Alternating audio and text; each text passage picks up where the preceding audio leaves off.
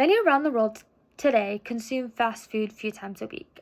I know personally for myself, I certainly do, and I'm sure most of you guys also consume fast food about 2 to 3 times a week. And of course, who doesn't love fast food? The smell and taste is probably what intrigues us the most. Today I'll be informing you on why popular fast food places are very unhealthy.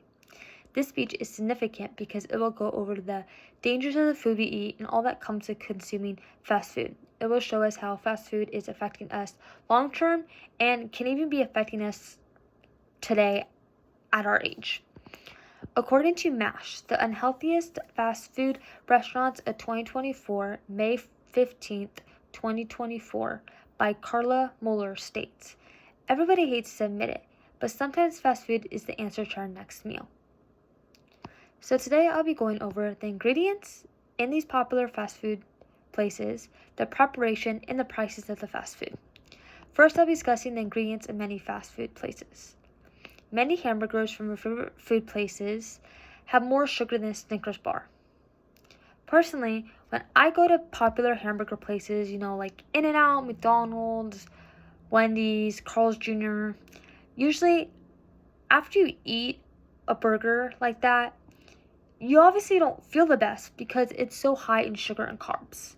So, yeah, you might feel full, but a lot of times I feel full to the point where I feel sick because I feel like it's just so saturated in high sugars. And I feel like that just also proves to show you how bad fast food is really for you because it makes you feel sick after.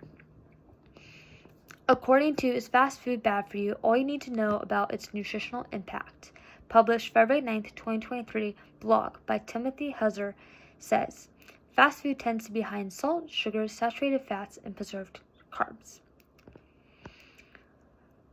Like produce, fast food places also are sprayed with chemicals. Their food is sprayed with chemicals, so as produce.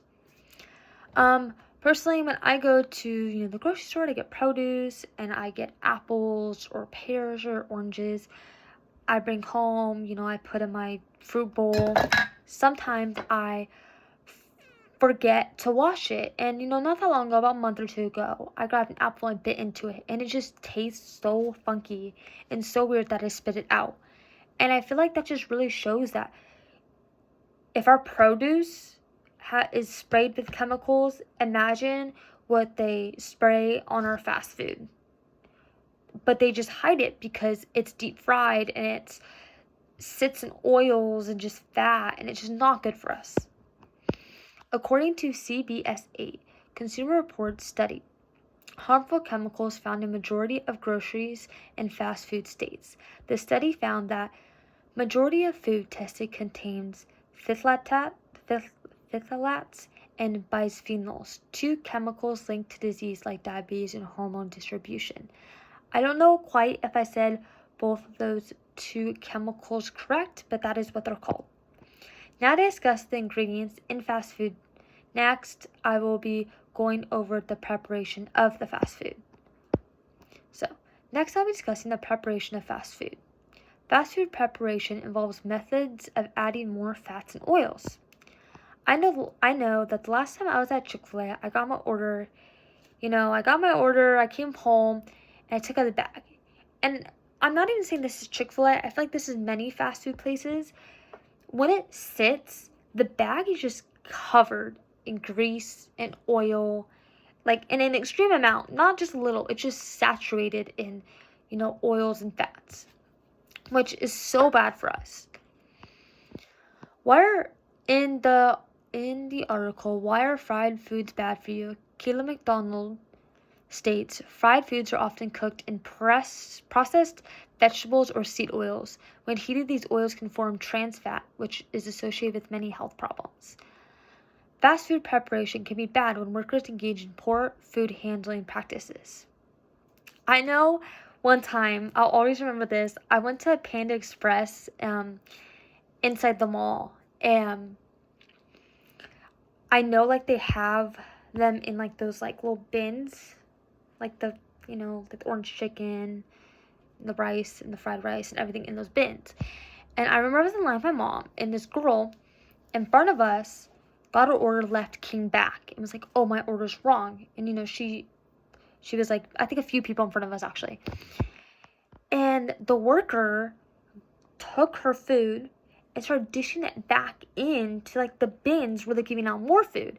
And personally, I remember I saw that, and I thought that was absolutely disgusting, because, like, this person could have went and, like, done something to their food, and then came back, and those workers put it back into the bins, which I think is just absolutely disgusting, and it's just so bad that a restaurant or even fast food place would even do that. So in the article, the biggest known reason for foodborne illnesses at restaurants, published June 2023 by Ali Francis, says, the study covered 800 foodborne illnesses outbreak reported by 25 states and local health departments between 2017 and 2019.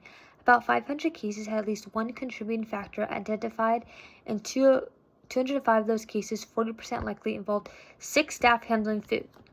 Now that I discussed the preparation, next I'll be going over the prices. Next, I'll go over the prices of fast food.